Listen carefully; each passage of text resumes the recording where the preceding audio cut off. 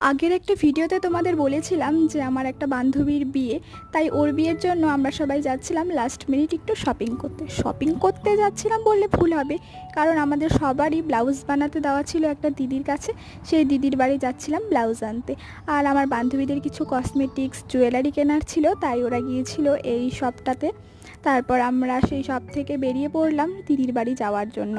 ওই দিদির বাড়ি যাওয়ার সময় গিয়েছিলাম টোটো করে, কিন্তু আসার সময় প্ল্যাটফর্মের ওপর দিয়ে আসছিলাম। সুন্দর একটা গান পরিবেশন করে শোনালো। অবশ্যই কমেন্টের মাধ্যমে জানাবে যে গানটা কেমন হয়েছে।